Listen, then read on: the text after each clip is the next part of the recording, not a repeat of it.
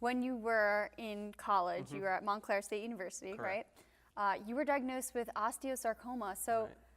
kind of take us through how you came to realize that you had this disease and what was going through your mind at that point.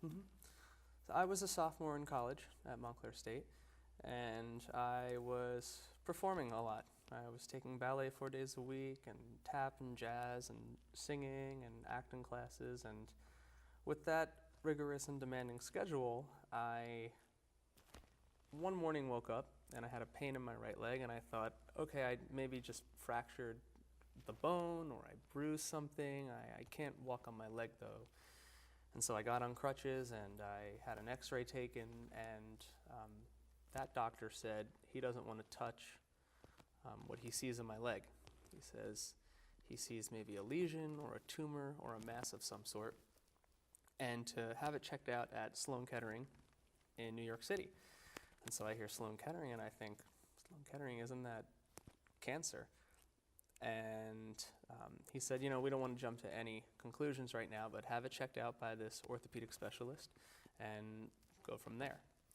So I have it checked out, and we have the biopsy done, and later that night, after the biopsy, I was told that I was being diagnosed with osteosarcoma, which is bone cancer. So we talked about the next steps and possibly chemotherapy and all the surgery that would have to be done, and that's a real thing. You know, I had just gone from performing in a show at school and going out and hanging out with my friends at some college party, and now I'm talking about my life, or, you know, life or death situations here. And you can't really prepare for that sort of thing until it actually happens, and you take it right there, and you're living in that moment. And I was scared. And I remember calling up my grandmother and grandfather and crying on the phone to them and not knowing what to do. And I left school and I started to focus on getting better. So we talked about all this surgery and state-of-the-art operations and taking bones out of my left leg and putting them in my right leg.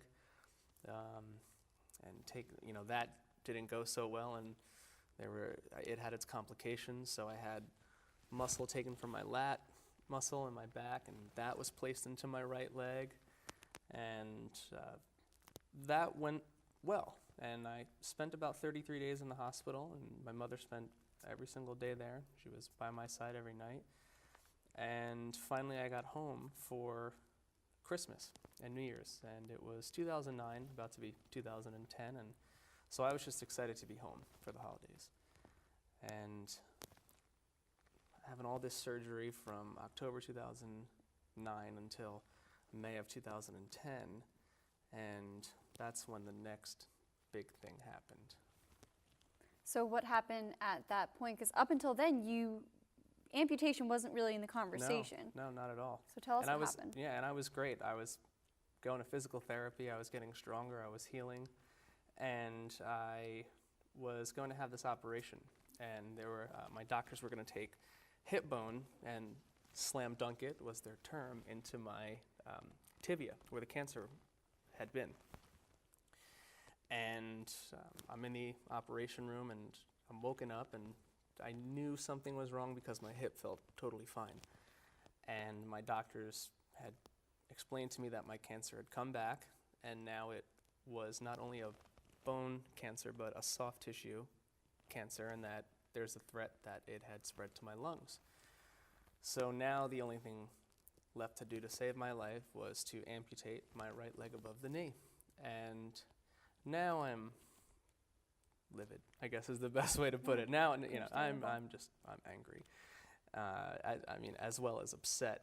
And you could only imagine the emotions and the words that are coming from my mouth at this point. Not good words.